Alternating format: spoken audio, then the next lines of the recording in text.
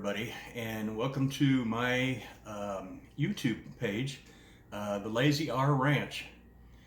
This has been a dream of mine for many years now. I actually bought the property in 2017, and I'm going to tell you a little bit of a background history on this, and then later on you're going to see how I'm progressing out there. I'll have another video posted before too long that's going to show some progress that I've done in building, and there'll be a few things I'm going to show you what was done before that initial video was made.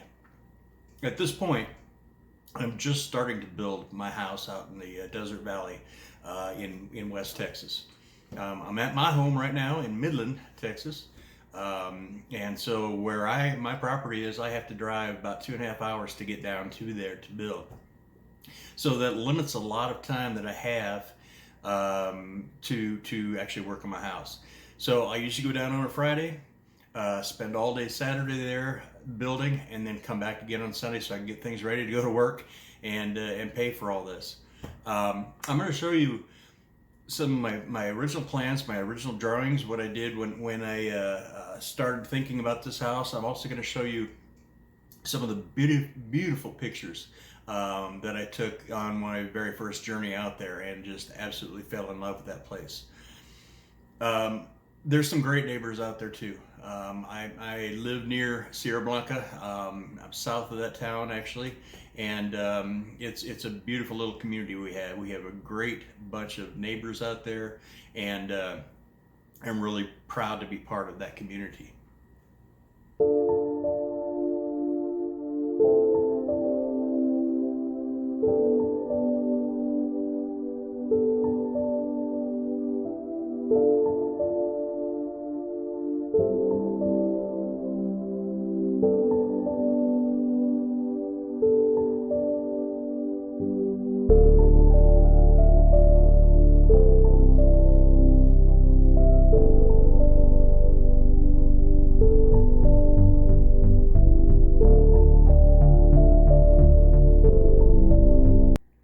So when I bought my property, this was the plat map that they gave me.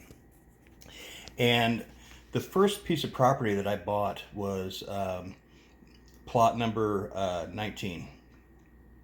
And it was a pretty good bargain at the time. I actually bought it sight unseen, but I had a 6-month time period to get down there and inspect it and take a look at it, and if I liked it, then I could go ahead with it. If I didn't, I could trade it for another property down there. It's basically how it worked. Well, I'm glad I did buy it, went down to look at it, and absolutely loved it. A few months after I bought that first one, the property number 20, plot number 20 came up for sale, and the realtor gave me an offer I couldn't refuse on that one because it was a repoed property. So I am now the proud owner of 40 acres down in West Texas, and this is where I'm building my homestead. The next thing I did was apply for a development permit application form, and basically what this does is gives me the opportunity to build on that property. It also gives me my 911 address, and my 911 address is 195 Horizon Way.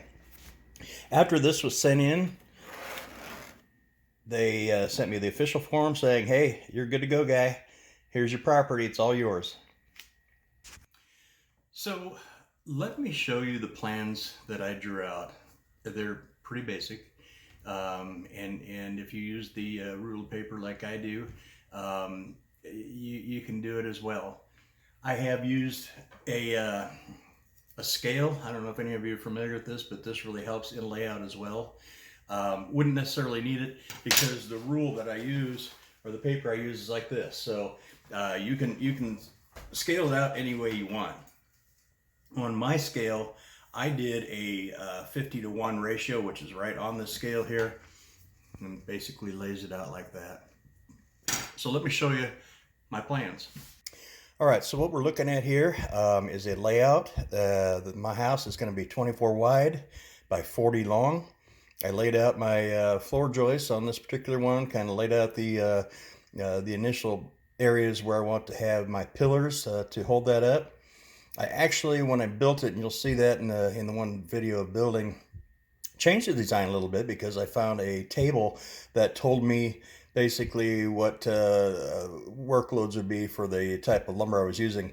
And I didn't need quite as many piers as what I had on here because it would still bear the weight. And I ended up actually going with I'm going a spacing of every 24 inches on center for the floor joist. The next step I did then was I decided to lay it out. I'm going to have a real large open kitchen area as well, and that'll be a living room area as well. I've got a utility room. I've got a small spare bedroom. I've got a large master bedroom with a walk-in closet. And off to that is the master bath, which is also accessible from the other side of the house. And then off to the corner, we're going to see down over here, what I've done there is that's a partially enclosed porch. And actually the enclosure part is going to go all the way out onto the decking. I'm going to have a deck all the way around this particular house, and I've got a lot of windows in it. And you'll see the scenery when I show it to you in some of the pictures.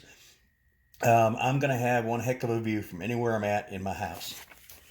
So the next thing I did then was I laid out the windows and the doors and where they were going to be.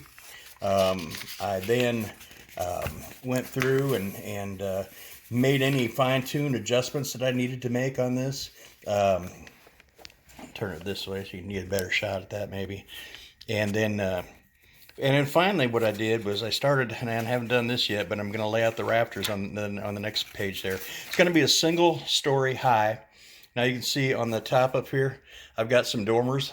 These will be windows as well. So I've got a lot of windows in this house, and it's going to bring in a lot of beautiful, beautiful natural sunlight. One other thing I did as well that I've got worked out, I did my wiring diagram in there, so I know where all my outlets and everything else is going to be, and the lighting is going to be. And if you go online, you can get an electrical symbol thing like this, and it'll tell you what symbol is for what, and that's what I'm going to use. I may need to fine-tune this a little bit once I get out there, but this is my basic plan for putting in my lights, my outlets, and everything else that goes with it. One thing I wanted to point out as well, though, in my layout of my particular house, the floor plan is laid out so that pretty much everything that uses water is all right in this area. I'll have a hot water heater in here. I'll have my my pump in there, and then, like I said, all my water, all my drainage and everything, because in here will be a washer dryer. It's all going to be on one end. This is important as I've got to plumb it all myself, get it out of the house, get it down into a septic tank and a drain field. For my house, it's going to be, I'm going to use a water catchment system. I'll probably end up having up to $5,000 or 5,000 gallons in stored water. And yes, it does rain out in the desert. Sometimes it comes all at once is the bad thing, but it rains out there. And then I will also use solar for my home as well. So I'll be completely 100% off grid. Well, there you have it. That's where I'm at. There's where I've started. I'm going to continue to build that house out there.